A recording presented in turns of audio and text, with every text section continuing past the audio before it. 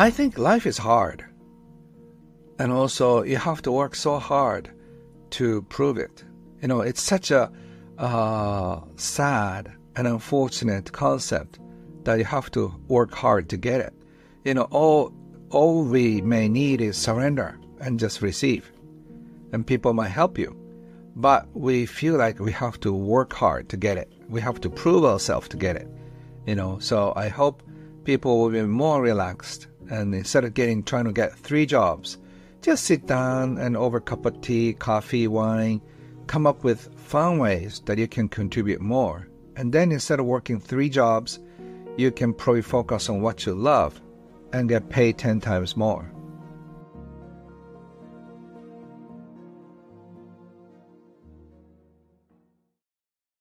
Before we started recording, we talked a little bit about how you spent some time in the United States, and I heard you say that you traveled all throughout the country just off the generosity of people and staying at their places. Can you touch on that experience a little bit and what you learned from that experience? It was so many years ago. When I was 19, my mentor said, you should go outside of Japan, outside of your comfort zone. And then if you want to be an entrepreneur, which I wanted to be in the future, you might go bankrupt. And then when that happens, you have to be totally dependent on your friend's generosity and kindness. And I asked him, so what is the hardest thing to do for a 19-year-old? And he said, surrender. And I didn't get it. What do you mean by that? And he said, just say, go to somewhere that you don't speak the language, and then without any money, and then just somehow find great people and generous people to let you stay, and they feed you, and then how many days can you survive? And I don't know. I don't know. I can probably go without eating for like a few days, but so does that mean I have to ask for food and shelter? He said yes. And I thought, okay, challenge accepted. Yes. And then I spent an entire year from 19 to 20 when I chose United States of America. At that time, it wasn't so dangerous. Still people were hitchhiking. Young people should not probably do it now. But so people were genuinely kind and generous. So I just happened to talk with somebody in a park, any park, and then I always asked with bad English, is there any cheap restaurant? And then this kind gentleman said, okay, I'll take you there. I try to find a very warm, gentle, nice-looking gentleman who is feeding the pigeon or something, right? Who seems to have a lot of time. So, and I spent entire year that way from one family to another. They called up their friends saying, there's this interesting Japanese student. Can you host him? So I spent entire year depending on total generosity of American people. So I still feel like I owe them so much. So whenever I hear an American-speaking young people, come over here, I'll just take you to lunch in Tokyo. So it's my way of paying back to American people for their generosity. And they're so kind, so generous. Sometimes they give up their master bedroom and just let me stay. And I said, no, I'm okay with the couch. But they insisted, you are the guest. So, we see horrible news in America. But only thing I know is generous, genuine, very happy, peace-loving people.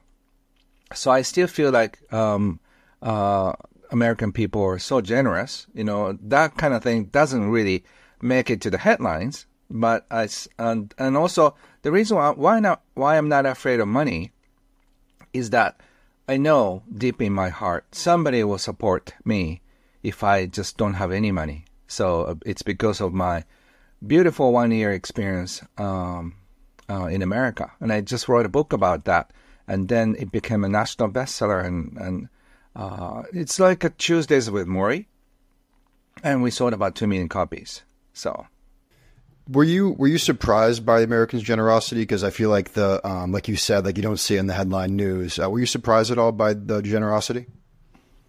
I sort of expected openness of America, but I didn't know that American people are that generous, that great. I know there are some bad people too, but I haven't met so many bad ones yet. I met all the good ones, and then they are so generous. I mean, incredibly generous. So like 10 times more kind than anybody in the world. So that's how I felt. Wow. Now, what did you learn about how Americans view money versus the rest of the world? Was there a big difference that you saw there? Yes. So what I noticed is that American people are so nice and open and generous, but they seem to be so closed off around financial issues. Like I was surprised that husband and wife, they don't know each other how much they're making.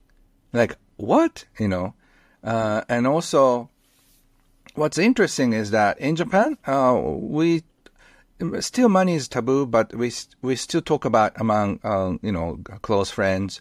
So like I bump into my college buddies or high school alumni party. Like 5 of us were casually talking about how much we make, and then one of the guys we find out that there's one guy who's making a lot of money, and so it's like, okay, the drink's on you, congratulations. So pretty open about that. But in America, Brian, if you just grab your high school buddy and say, hey, how much money did you make last year? he may not want to talk to you, right? Yeah, so it's insulting. It's such a taboo, and also like, what do you ask such a damn question? But the funny thing is, American people are very open about sexual issues. I don't even ask them, and they just talk to me about their personal life in so much detail. I didn't even ask. So they're so open about sexual issues, where in Japan, it's such a big taboo about sexual issues. So I think Japanese people will be closed off, like especially guys will be like shut off when you ask about their personal sexual life. It'll be like the same reaction about American people being asked about money. So let me ask you, which one do you prefer? Do you prefer being more open about money, or the other way around? Which one do you prefer? I'm okay with either ones. My challenge is to have less shame and guilt, around both. And the funny thing is, if you have so much money around money, people feel guilty, and if you have less, you feel shame. So either way, negative feelings come along. I think sexual issues are the same. It's not just how many people that you have relationship with or how deep, but people are maybe just trying to prove themselves that they're lovable, they're more popular, but in the pursuit of just trying to prove yourself, there's some big vacancy, it's a hole in your heart.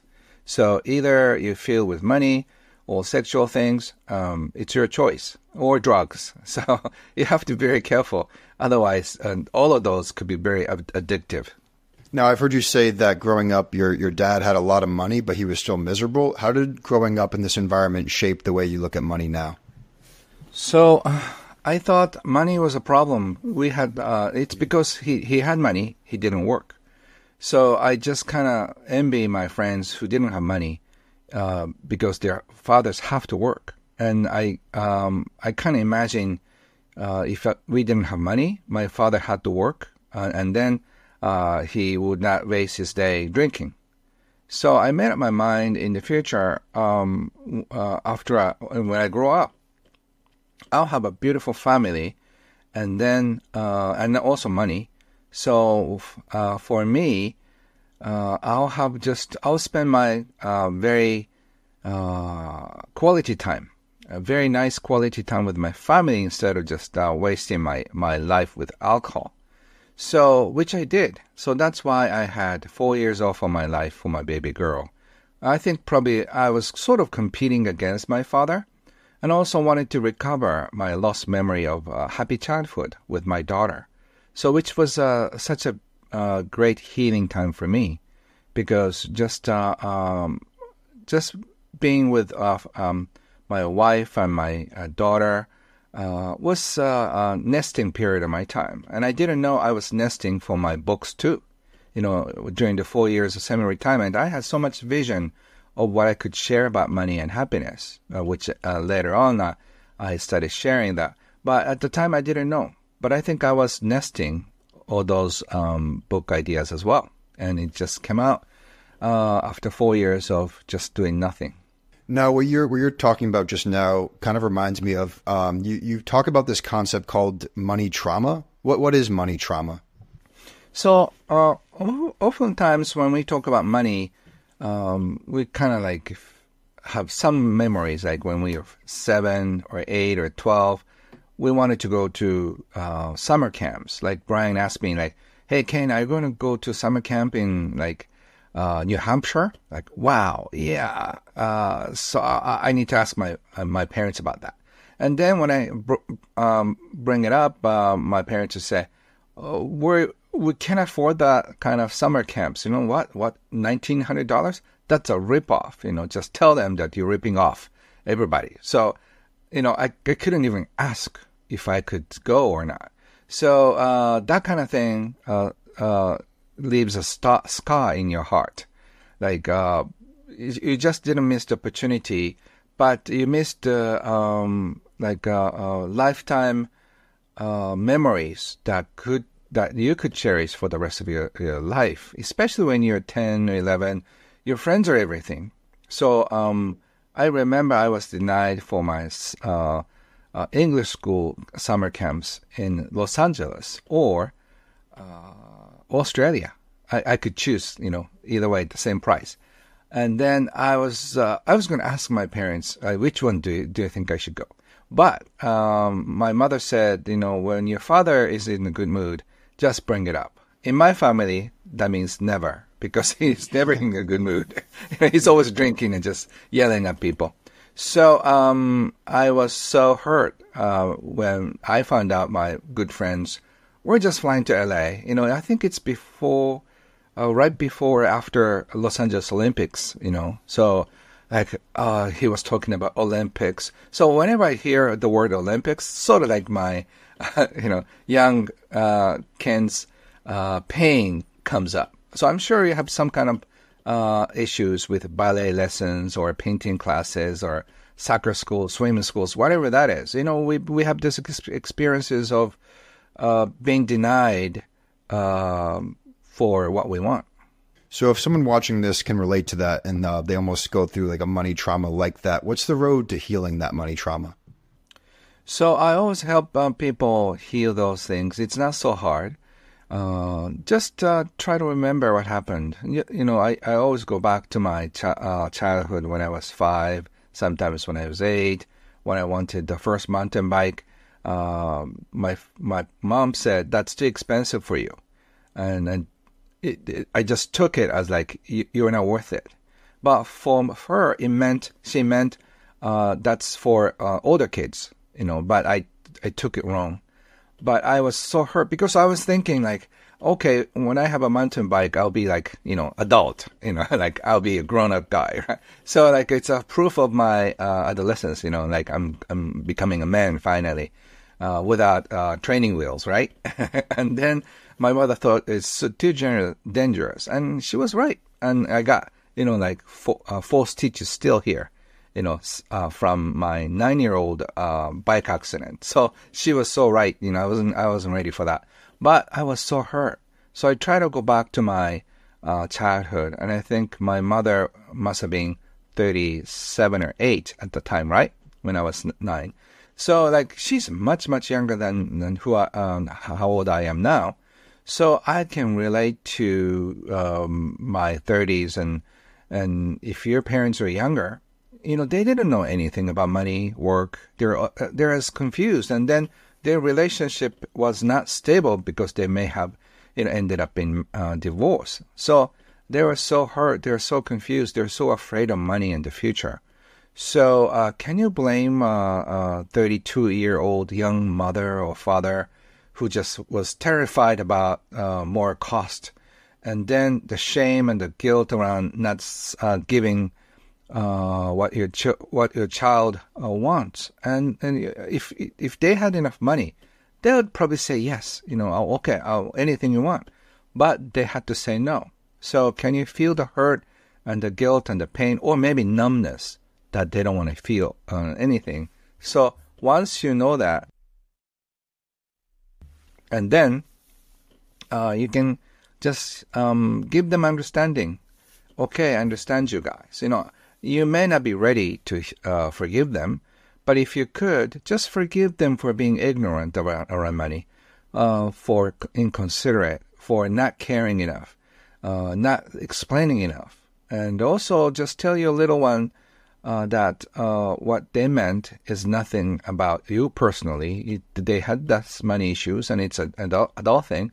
You probably know it better, but I just want to tell you how much I love you, and they love you too.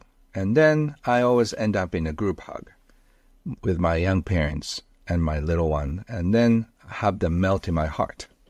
I do that a few times whenever that kind of pain comes up. And then I feel so appreciative for my parents because they try to do best, even though their best was not enough by my standard. But nobody can meet up to expectation. My daughter used to complain, Daddy, you're teaching about relationships and all that, but why are I so messed up? And I said, look at your father, grandfather. I being so far, compared to your grandfather. But so think of me as a water filter. I filtered a lot, from my grandfather. So sorry that I cannot filter everything. It may be like 80%. So the 20% is the leftover you take. So you filter that, and then pass on cleaner water for your kids. So if you just understand, you cannot be perfect. Parents were not perfect at all, but we are humans. So once you kind of understand that we're like that, we can get over from money traumas. So let's say right now you lost all of your money. What would you do to get it back? So there are so many ways. I always kind of entertain myself on the airplane when I have little time, wait for something. I try to come up with 10 fun ways to get back the money. So the easiest one is calling my friends, 10 friends who are fairly wealthy. Hey, Brian, I lost everything. Can you just send me whatever the money you think is appropriate? And then just receive. But that's too easy, right? So I'll probably come up with saying, write another bestseller, Joy of Bankruptcy. How to come back from the despair of bankruptcy, or like how can you recover from bankruptcy, or 8 steps from bankruptcy. Whatever that is, I can maybe create something out of it, or I can open up a B&B where I allow only 2 families, and then just after dinner I talk with them, and then I'll clear their family issues, and then I don't have to own the place, right? I can rent it, or even I can do that for days that they don't use them. So I always kind of come up with creative ways to just get the money back. So by the time I just go to my 5th or 6th ideas, I get too excited. Maybe I should go bankrupt, and then I write down some of the ideas which I can do without being bankrupt. And then sometimes I do it. So that's how I bought my retreat center 11 years ago. I have a retreat center outside of Tokyo where we can host 60 people and then do seminars. So that's something I thought I would do after I retire. That idea came up. If I lose everything, what would I do?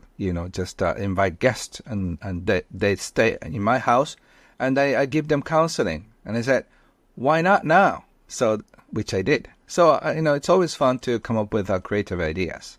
I've also heard you say that there's no such thing as a self-made millionaire. What exactly do you mean by this? I've met many so-called self-made millionaires, but they have like 10 restaurants. And in there, there are like 200 employees. And also, there are about 1,000 people who just bring them vegetables, eggs, and meat, and utensils, cutleries and all that, napkins. So there are so many people helping him. So he may have started from zero. That I'll give him the credit for that. But that doesn't mean that he made all the money by himself. Unless you're a day trader, then you can be a self-made millionaire. But if you're just if you're in business, you cannot be a self-made millionaire, because at least 10 people, 100 people, could be 1,000 people just did something for you. I saw a video where you handed this card out, and I might not say this exactly right, but the card says, "Don't work hard. People around you will start to help you." What does this mean? That's a very not popular thing to say. Don't work hard, right? Right. Because we tend to overwork, especially Japanese, and I think Americans too. Yes. Compared to Europeans, Americans and Japanese are working too hard, right? And then even in Europe, like people in UK or Denmark, they're working too hard compared to the southern people, right? So instead of just us working hard, we can have people work for us or work with us. So that way our workload goes down. So, I sold almost 9 million copies of my books. That didn't mean that I just did this, just scan the code and get the credit card and do that. I just sold probably 2 books out of 9 millions, at the book fair in my seminar. So because people are busy, I just helped them do that. But 9 million times somebody else did it for me.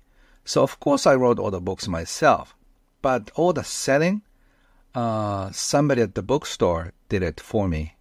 So, and a publisher collected all the money and just sent to me every month. So it's not I'm a self-made millionaire.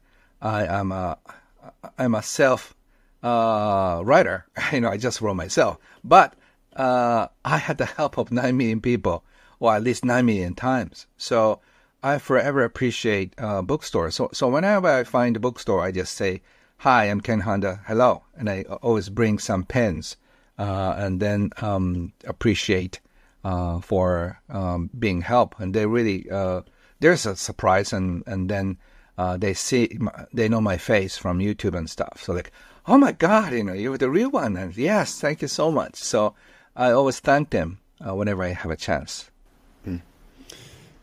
So you talked about the importance of developing those connections and relationships. How do we how do we develop those connections and relationships? How do we almost have a deeper connection with someone so that, like you said before, if you lose all your money, they'll be willing to give you money? How do we develop relationships like that? It's just respecting the person in front of you and appreciating. I have one of the largest online salons in Japan. We have a few thousand membership. And they just they're here to be connected. They want to connect with other people who are like-minded people. So if you have that relationship, you can do anything. So when I was doing accounting, I realized that there are among my clients, I just checked, there are about 100 clients and customers to a few thousand customers in order to keep the business floating. So that means you need to be connected with only 100 good people or 1,000 nice customers. Either way, if you are liked and loved and supported by all those customers and clients, you're all set. So even though the recession hits, they just choose to buy from you. They choose to do some business with you. So if that is the case, you don't have to worry about a thing, because they trust you, they respect you.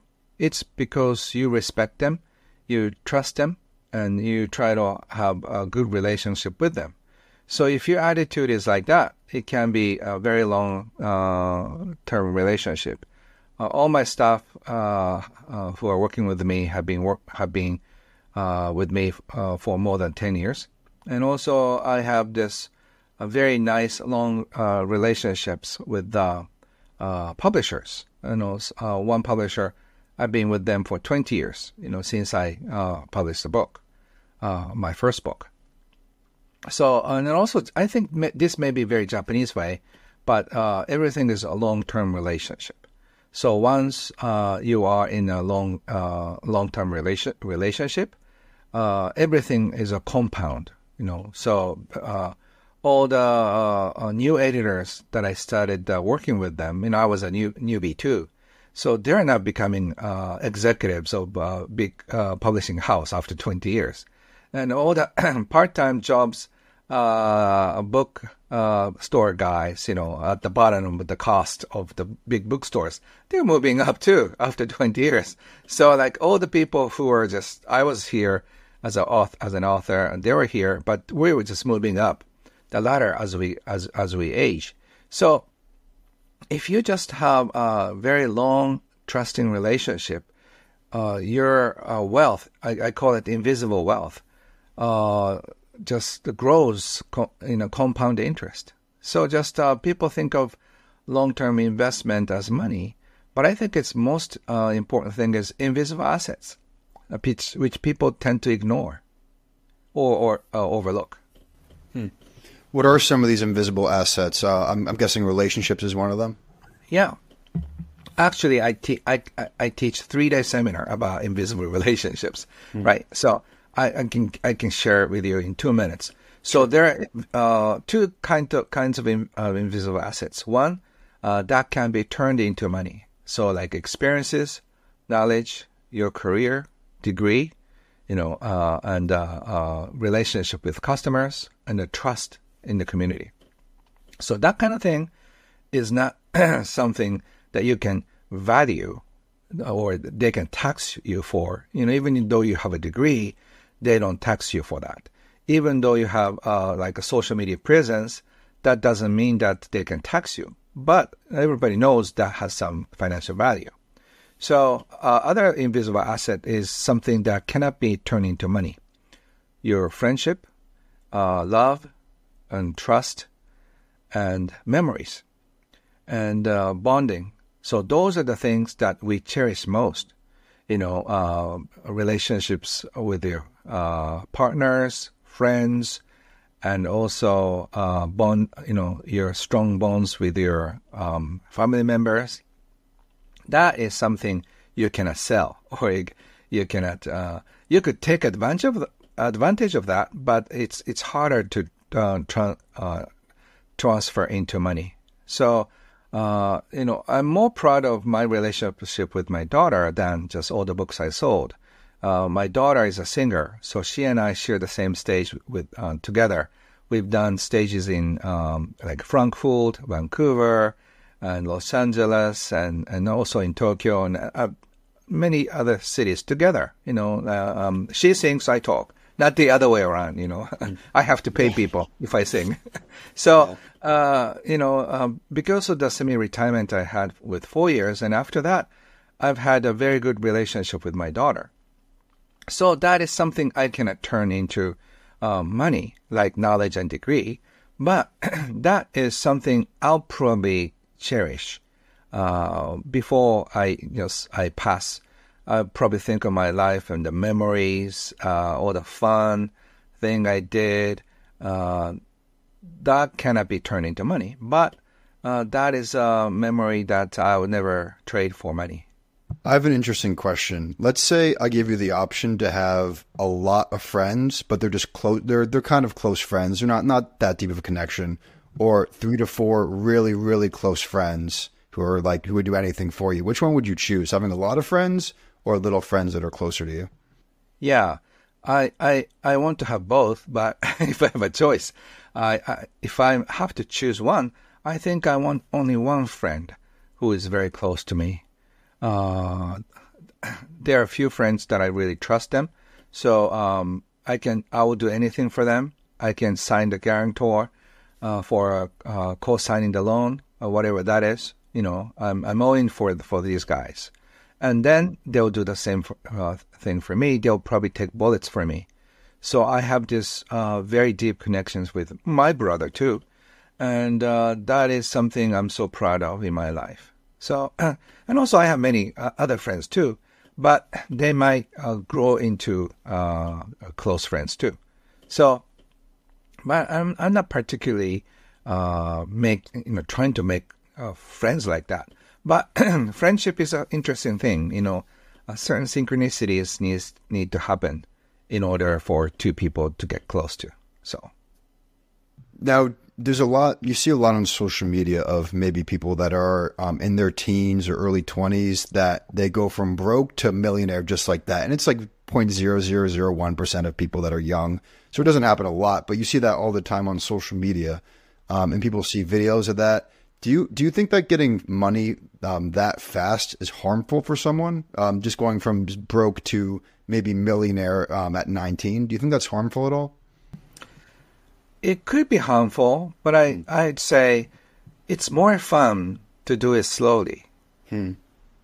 So I think if you just get what you want too soon, you lose the joy of just, I don't know if I can make it. I don't think I can make it. And your friends will support you. I think if you have a choice, you should take at least 5 or 10 years. It's more fun. So there's an African saying that I love. If you want to go fast, you should go alone. If you're going to go farther, you go with your friends. And it's more fun to do with friends, so don't try to make it quick, because the quick money is like quicksand. It could go up, but it could go down. So my mentor's advice is build your wealth very slowly as you can, so you're not going to lose it. My mentor, Wahei Takeda, who used to be called Warren Buffett of Japan, he became a millionaire by selling cookies for babies. So this packet of cookies, like 20, small cookies, it's like 25 cents. So because the like 6 packages is like $3 or something, right? So probably like per cookie, he makes like 1 cent, but he became a millionaire because he sells millions of millions, every day. So when you come to think of it, which is more stable, just selling baby cookies and everyday cookies, babies eat cookies, or just sell high rise, one deal, make millions of dollars. But those guys tend to lose money after 10 successful dealings. So I think fortune can be made on repeat business, like cleaning, like those, cheap stuff. But if you can keep selling them, one of my mentors is Yoshida Gourmet Sauce.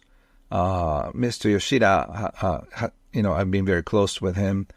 And he started as a karate teacher. And then he started making barbecue sauce, kind of try to remember his mother's recipe back in Japan. When he started teaching karate, he didn't have any money to give back for the Christmas present that his karate kids brought.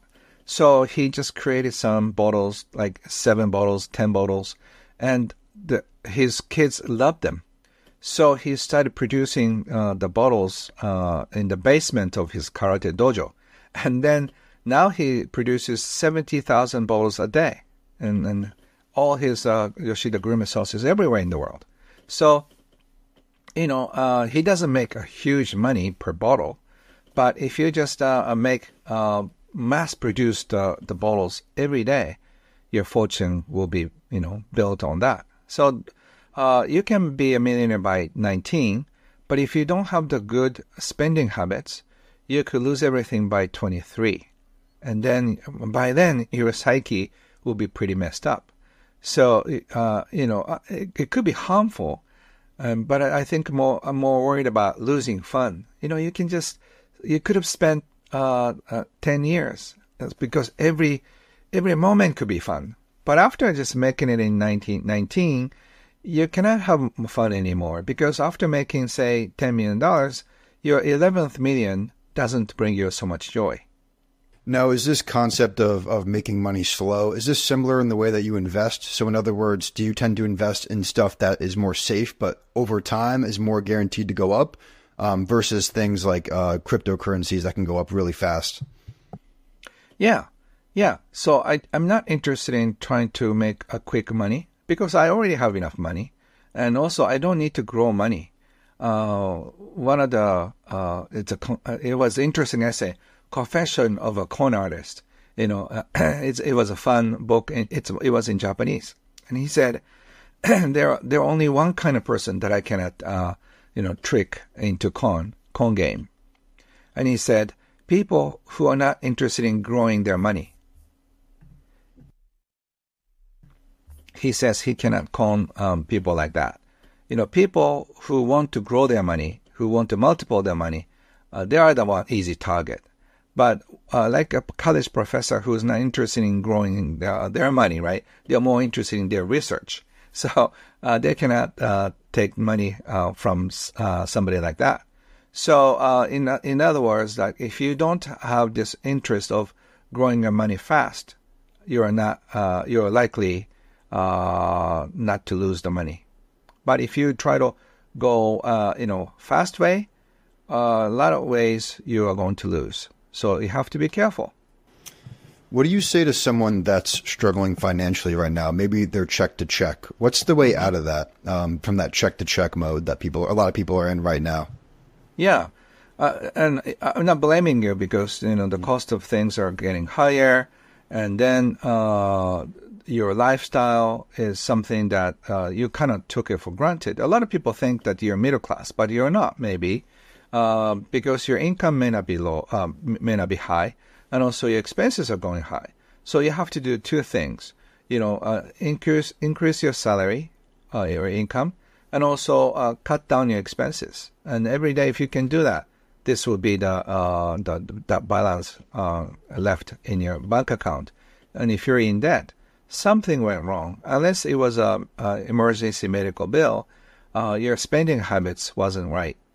So you have to just make more money, spend less. So if you're a spender type, I have this mantra for you. If I don't buy this today, am I going to die tomorrow? And for a lot of American people, they're not going to die tomorrow if they don't buy this now, unless it's so crucial to buy the rice or the bread. You just hold it for next month. So you have to really hold appetite. You have to hold the thirst and hunger because people want to get rid of their stress by spending money. And if your habits are like that, you cannot make both ends meet.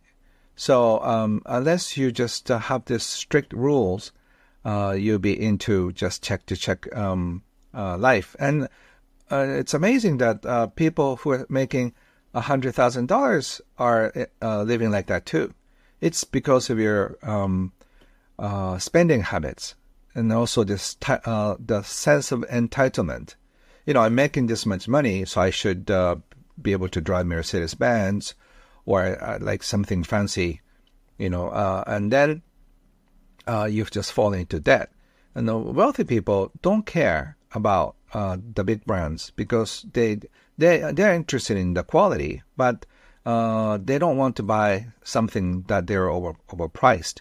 So, they don't have to think about what other people think of them. So focus on what you really, really want, not on what people think that you should get those things.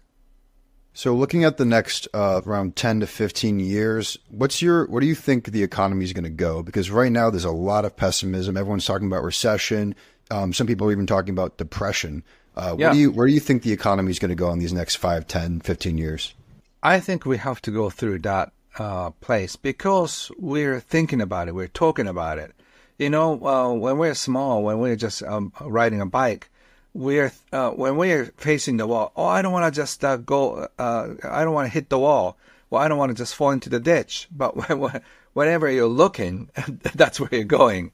So I think we are likely to go through the hard times. But this is a great thing for human beings because now we'll think of being generous again. And also we need to fix things. You've probably seen millionaires, billionaires in a golf cart, and like 10 people or 6 people just occupy like 1% of this earth, just assets, right? Which is not quite fair. So I think we need to come up with a fair system that if you just work regular hours, you should be able to pay the rent and the food. It's surprising that in North America, finally, if you're just making minimum wage or around the minimum age, you cannot get a two-bed apartment. That means that one income cannot support a family. So, something has to be changed. So I think there will be some kind of crisis. I don't know how, but we're going to go through this. I don't think this change will be as hard as World War II, but there will be some growing pains. Like when we went through COVID, I think it was hard for everybody. But and of course we lost somebody, during that time, but not like half the population died, right? Or so we have to go through this together.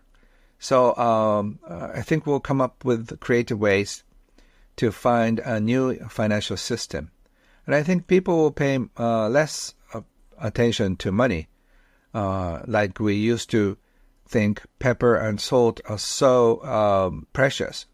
People try to kill each other for, but now who would kill somebody for salt and pepper? You go to McDonald's and there's a section that you can get, how many packets you can get. But for money, I think there will be money. But I think people will pay less attention because it's not as important. You don't probably get so much news about hydrogen cars and things in Japan. Hydrogen cars are now being developed, and I think after electric cars, like hydrogen car will come out. But once we are clear of energy issues and food issues, we'll probably solve much of our world problem. Once we don't need to buy petrols, oils and stuff. So I think there's some good news. I think a great world is coming, but we need to probably go through these hard times, at least for the next few years, and then see what happens. So maybe on an individual level, what's your advice to someone for this possibly upcoming hard time financially? Because it might not affect people with a lot of money as much. Of course, a lot of people who have a lot of money might lose money, but more towards the people who like the paycheck to paycheck people that we were just talking about.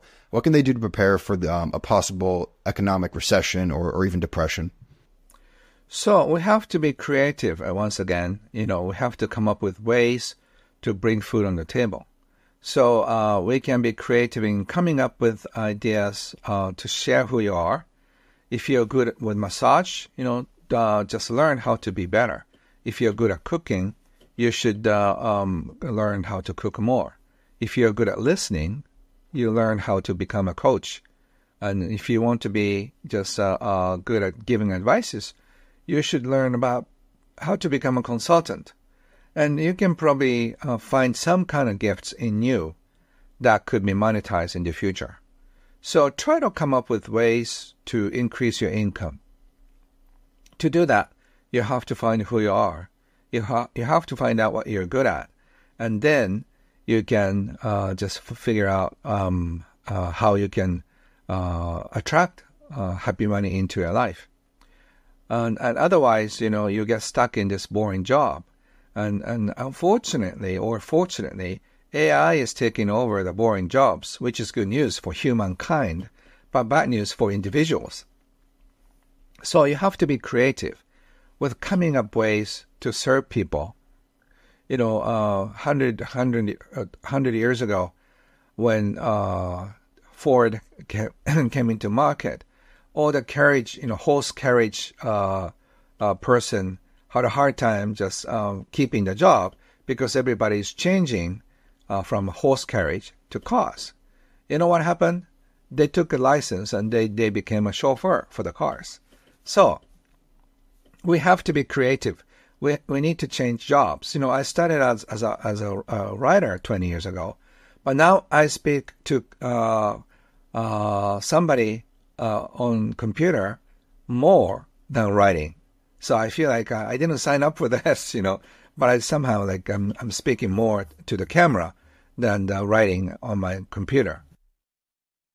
So, but the essence of what I want to do is the same. I want to share what I know about happy money and share with people. So your job may look different, but the point is the same. Share what you have, share who you are, and then people will share their money and respect and appreciation for you.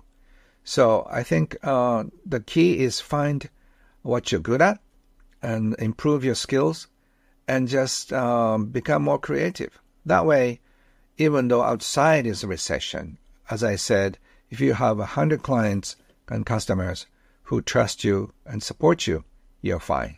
Something that I heard you talk about a lot when I was doing research is this concept of not being afraid to spend money. Why do you think it's important to spend money? This is very contrary to what a lot of people say. Everyone says, save your money, hold on to your money.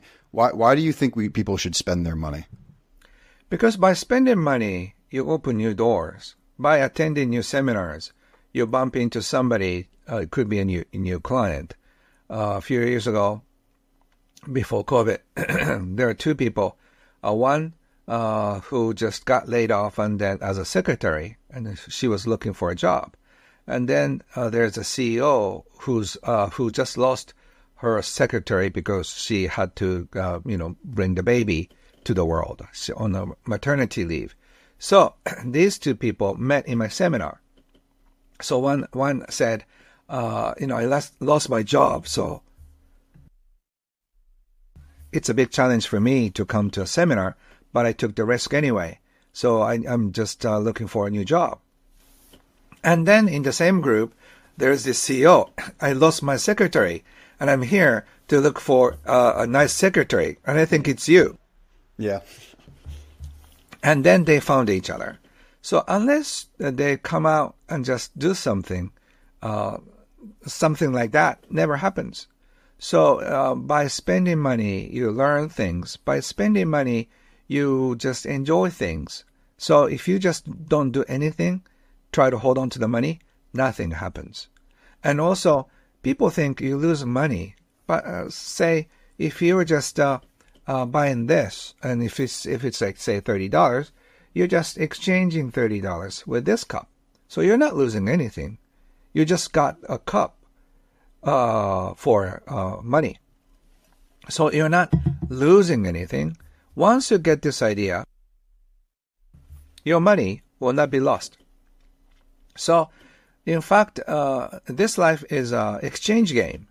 Investing is the same thing. If you exchange a certain stock, say $10,000 now, it could be valued twice as much in 5 years. So, you should invest in yourself now. You should learn about accounting, marketing, and aromatherapy now. So, you get paid as an aromatician or consultant 5 years from now. So, by spending money, you open new doors for you. Yeah, a big turning point with this podcast is when I started to spend more money, and it was an immediate return on investment right away. But I was hesitant to do so because I almost felt like guilty, right? You feel guilty spending money sometimes. How do you get over that guilt or that shame or that fear of spending too much money? Yeah, because you think like spending money is bad. That's why you think it's bad. For me, giving money is a great thing, greatest thing you can do. So 22 years ago, I came up with this fun, mischievous idea. I read and heard about what you give, what you receive. I didn't buy into that. So I wanted to do my personal experiment.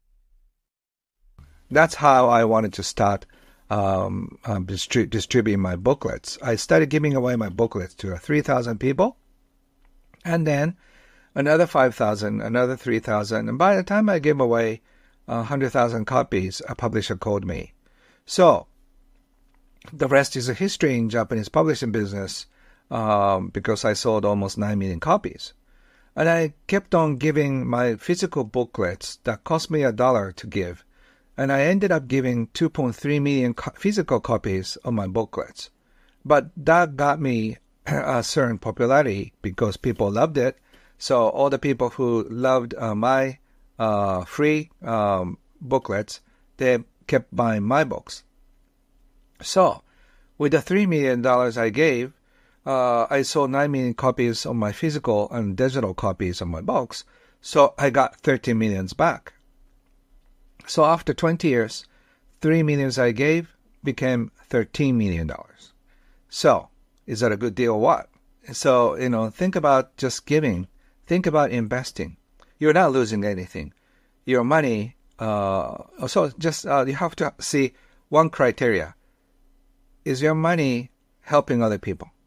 If your money is impacting people, it'll come back twice as much. Like say, if you're just investing in good company, the good company is just making more money by producing good and nice services to the world. That means that the value of the company goes up. So just put the money in a place where it's helping people. Investing is the same. So if the money should be put in your head, you should invest in your head. So whatever that is, you're not losing money. So by just spending money, it's helping somebody. So if you keep that in your safe, it's not helping anybody. So you should feel joyful when you just spend money because you're helping some people. If you keep the money, then you should feel guilty for keeping the money. It's almost like, keeping money angels. I always talk about this metaphor. A lot of people try to keep the money angels in the basement and then lock them in a cage, like a dog cage. Isn't that horrible? Money angels are supposed to help other people. That's what they're here for. So money angels are crying in your bank account saying, help, Brian, let me out. And so I can help people and bring back all my friends. So we're saying, hey, once I let you out, you're not coming back, right? So that's how I keep you there. So, and the money angels are crying. Something I know about you is that you love to give away money, whether that's to random people you just met or even to charity without expecting anything in return.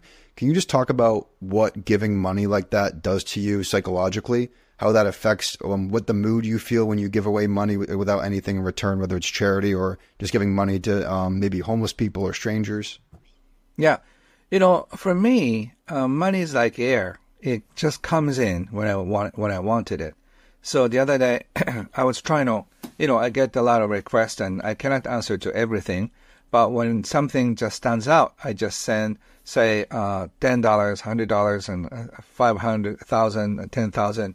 In my criteria, when something is very important and urgent, I send 10,000. And when it's not, like 500. So I was going to send $100 for this project. And then right now I was going to send money to this foundation. I got a notice from my agent that I got a chunk of money, which is probably worth, per somebody's income for a whole year. So it's my money angels telling me, Ken, don't go too stingy on this. I sending only $100? You got to be kidding. So then I just send more amount. But so when that happens, it's a sign. A few years ago, I do a charity event too. So I invited 40 college kids. So, I can teach them about mindset, financial independence and all that for free. I'll pay for their hotels. I pay for the meals. So they have to come on their own. They have to cover their transportation. But once they get to my retreat center, everything is for free. So it cost me, I think, probably like $20,000. And then I was so happy. And then, wow, that was fun. I could help so many young people, and they're so happy. And I was at the dinner with 20 staff, and then we're just celebrating. That went so well. And then I got a notification from my publisher that I get paid twice as much. So it's almost like money angels telling me, Ken, you can do one more time. So okay, I got it. So once the money comes in, it flows. So just once you know, you know how to send the money, it'll come back. What do you think is the biggest misconception that young people have about being an adult? I think life is hard. And also, you have to work so hard to prove it. It's such a sad and unfortunate concept that you have to work hard to get it. All we may need is surrender and just receive. And people might help you. But we feel like we have to work hard to get it. We have to prove ourselves to get it. So I hope people will be more relaxed. And instead of trying to get 3 jobs, just sit down and over a cup of tea, coffee, wine, come up with fun ways that you can contribute more. And then instead of working 3 jobs, you can probably focus on what you love and get paid 10 times more. So my last question is, if you had a minute with your younger self, what would you tell him? I'd say, don't worry, your life will be good.